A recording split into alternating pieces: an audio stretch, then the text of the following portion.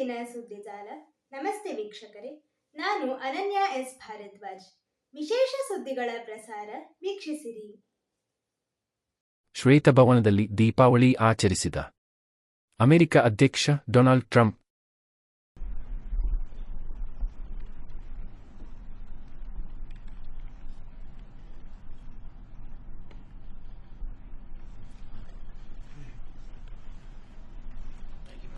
Thank you all. Thank you.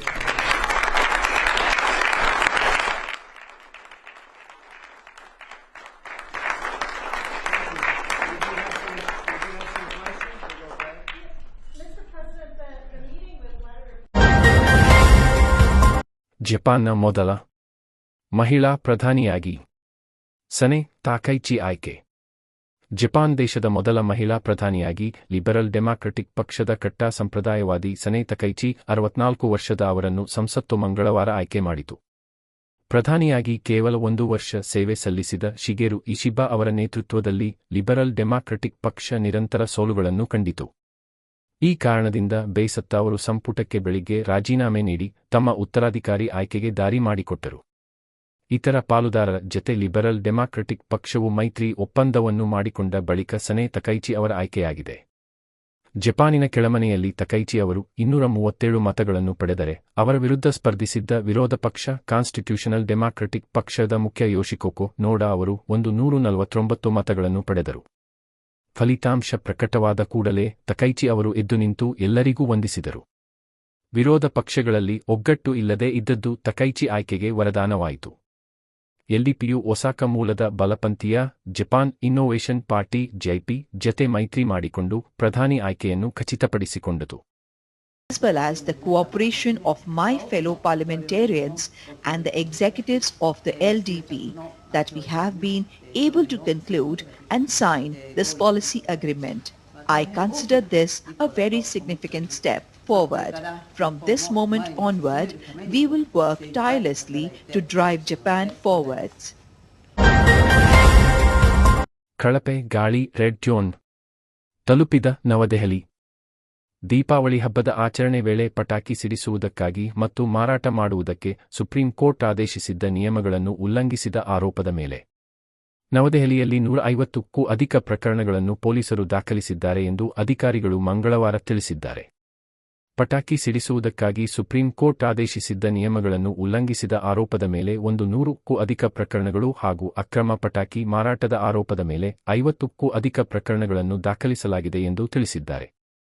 Deepavali ವೇಳೆ ನವದೆಹಲಿಯಲ್ಲಿ ಪಟಾಕಿ ಸಿಡಿಸಲು ಅಕ್ಟೋಬರ್ 19 ಮತ್ತು ಅಕ್ಟೋಬರ್ 20 ರಂದು ಬೆಳಿಗ್ಗೆ 6 ರಿಂದ 7 ಗಂಟೆ ಹಾಗೂ ರಾತ್ರಿ 8 ರಿಂದ 10 ಗಂಟೆಯವರೆಗೆ ಸಮಯವನ್ನು ಸುಪ್ರೀಂ ಕೋರ್ಟ್ ನಿಗದಿಪಡಿಸಿದೆ. ಹಸಿರು ಪಟಾಕಿಗಳ ಮಾರಾಟಕ್ಕೆ ಮಾತ್ರ ಅನುಮತಿ ನೀಡಿದೆ. ಪಟಾಕಿಗೆ ಸಂಬಂಧಿಸಿದಂತೆ ಸುಪ್ರೀಂ ಕೋರ್ಟ್ ನಿಯಮಗಳನ್ನು ಉಲ್ಲಂಘಿಸಿದರೆ ಕಠಿಣ ಕ್ರಮ ಕೈಗೊಳ್ಳಲಾಗುತ್ತದೆ. ವಸತಿ ಪ್ರದೇಶಗಳಲ್ಲಿ ದೊಡ್ಡಮಟ್ಟದ ನಿಯಮ ಉಲ್ಲಂಘನೆ ತಡೆಯುವ ಉದ್ದೇಶದಿಂದ ಪೊಲೀಸರ ತಂಡಗಳನ್ನು ನಿಯೋಜಿಸಲಾಗಿದೆ ಎಂದು ಪೊಲೀಸ್ ಅಧಿಕಾರಿಗಳು ತಿಳಿಸಿದ್ದಾರೆ. ಮಂಗಳವಾರ ದೆಹಲಿಯಲ್ಲಿ ಗಾಳಿಯ ಗುಣಮಟ್ಟ ಕಳಪೆ ಹಂತಕ್ಕೆ ಕುಸಿದಿದ್ದು ರೆಡ್ ಝೋನ್ಗೆ ತಲುಪಿದೆ. ನಗರದಲ್ಲಿ ಅಳವಡಿಸಲಾದ 38 ಮೇಲ್ವಿಚಾರಣಾ ಕೇಂದ್ರಗಳಲ್ಲಿ ಸೋಮವಾರ 36ರಲ್ಲಿ ಗಾಳಿಯ ಗುಣಮಟ್ಟ ತೀವ್ರ ಕಳಪೆ ಎಂದು ದಾಖಲಾಗಿದೆ.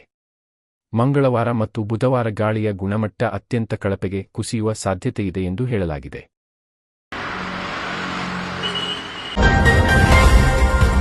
ರಾಜ್ಯಕ್ಕೆ ಮೋದಿ ಅನ್ಯಾಯ. ಸಿದ್ದರಾಮಯ್ಯ.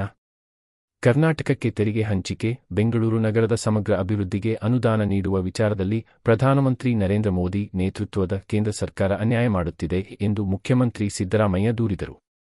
ಬೆಂಗಳೂರಿನ ಗಾಂಧಿನಗರ ಕ್ಷೇತ್ರದ ಚಿಕ್ಕಪೇಟೆಯಲ್ಲಿ ನಾನಾ ಅಭಿವೃದ್ಧಿ ಕಾಮಗಾರಿಗಳಿಗೆ ಬುಧವಾರ ಚಾಲನೆ ನೀಡಿ ಅವರು ಮಾತನಾಡಿದರು.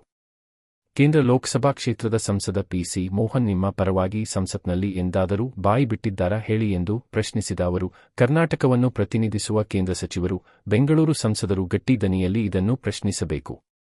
ಮತದಾರರು ಮುಂದಾದರೂ ಎಚ್ಚರಿಕೆಯಿಂದಲೇ ಮತ ಹಾಕಬೇಕು ಎಂದು ಹೇಳಿದರು. 2017ರಲ್ಲಿ ಜಿಎಸ್ಟಿ ಜಾರಿ ಮಾಡಿದ ಕೇಂದ್ರ ಸರ್ಕಾರ ಹೆಚ್ಚು ತೆರಿಗೆಯನ್ನು ಜನರಿಂದ ವಸೂಲು ಮಾಡಿದೆ. ಸತತ 8 ವರ್ಷಗಳ ಕಾಲ ಜನರಿಂದ ತೆರಿಗೆ ಸುಲಿಗೆ ಮಾಡಿ ಈಗ ಕೊಂಚ ಕಡಿತ ಮಾಡಿದೆ.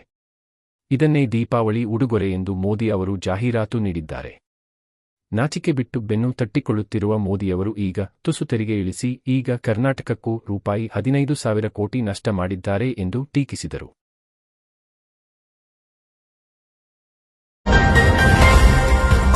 ಎಲ್ಲರೂ ಚಿತ್ತಾಪುರದತ್ತ. ಕಲಬುರಗಿ ಜಿಲ್ಲೆಯ ಚಿತ್ತಾಪುರದಲ್ಲಿ ಪಥ ಸಂಚಲನದ ಮೂಲಕ ಶಕ್ತಿ ಪ್ರದರ್ಶಿಸಲು ಪೈಪೋಟಿ ಮುಂದುವರಿದಿದೆ. ನವೆಂಬರ್ 2ರಂದು ಪಥಸಂಚಲನ ನಡೆಸಲು ಅನುಮತಿ ಕೋರಿ ರಾಷ್ಟ್ರೀಯ ಸ್ವಯಂ ಸೇವಕ ಸಂಘ ಆರ್ಎಸ್ಎಸ್ ಮಂಗಳವಾರ ಜಿಲ್ಲಾಡಳಿತಕ್ಕೆ ಮನವಿ ಮಾಡಿದ ಬೆನ್ನಲ್ಲೇ ಭೀಮಾ ಆರ್ಮಿ ಹಾಗೂ ದಲಿತ ಪ್ಯಾಂಥರ್ ಸಂಘಟನೆಗಳು ಅದೇ ದಿನ ಪಥಸಂಚಲನಕ್ಕೆ ತಮಗೂ ಅವಕಾಶ ನೀಡುವಂತೆ ಮನವಿ ಸಲ್ಲಿಸಿವೆ. ಸಾರ್ವಜನಿಕ ಸ್ಥಳದಲ್ಲಿ ಆರ್ಎಸ್ಎಸ್ ಚಟುವಟಿಕೆ ನಿಷೇಧಿಸುವಂತೆ ಸಚಿವ ಪ್ರಿಯಾಂಕ್ ಖರ್ಗೆ ಮುಖ್ಯಮಂತ್ರಿಗೆ ಪತ್ರ ಬರೆದಿದ್ದು ವಿವಾದಕ್ಕೆ ಎಡೆಮಾಡಿಕೊಟ್ಟಿತ್ತು. ಇದರ ಬೆನ್ನಲ್ಲೇ ಪ್ರಿಯಾಂಕ್ ತವರು ಕ್ಷೇತ್ರ ಚಿತ್ತಾಪುರದಲ್ಲಿ ಅಕ್ಟೋಬರ್ 19ರಂದು ಆರ್ಎಸ್ಎಸ್ ಪಥಸಂಚಲನ ನಡೆಸಲು ಮುಂದಾಗಿದ್ದು ಅನುಮತಿ ಕೋರಿ ತಾಲೂಕು ಆಡಳಿತಕ್ಕೆ ಮನವಿ ಸಲ್ಲಿಸಿತ್ತು. ಅದೇ ದಿನ ಮೆರವಣಿಗೆ ನಡೆಸಲು ಭೀಮಾ ಆರ್ಮಿ ಮತ್ತು ದಲಿತ ಪ್ಯಾಂಥರ್ ಸಂಘಟನೆಗಳು ಅವಕಾಶ ಕೋರಿದ್ದವು. ಕಾನೂನು ಸುವ್ಯವಸ್ಥೆಗೆ ಧಕ್ಕೆಯಾಗಲಿದೆ ಎಂಬ ಕಾರಣ ನೀಡಿ ತಹಶೀಲ್ದಾರರು 3 ಸಂಘಟನೆಗಳಿಗೆ ಅಕ್ಟೋಬರ್ 18ರಂದು ಅನುಮತಿ ನಿರಾಕರಿಸಿದ್ದರು. ಅನುಮತಿ ನಿರಾಕರಣೆ ಪ್ರಶ್ನಿಸಿ ಆರ್ಎಸ್ಎಸ್ ಮುಖಂಡ ಅಶೋಕ ಪಾಟೀಲ ಹೈಕೋರ್ಟ್ ಮೆಟ್ಟಿಲೇರಿದ್ದರು. ವಿಚಾರಣೆ ನಡೆಸಿದ ಕಲಬುರಗಿ ಪೀಠವು ನವೆಂಬರ್ 2ರಂದು ಪಥಸಂಚಲನ ನಡೆಸುವುದಾದರೆ ಹೊಸದಾಗಿ ಅರ್ಜಿ ಸಲ್ಲಿಸಲು ಸೂಚಿಸಿತ್ತು.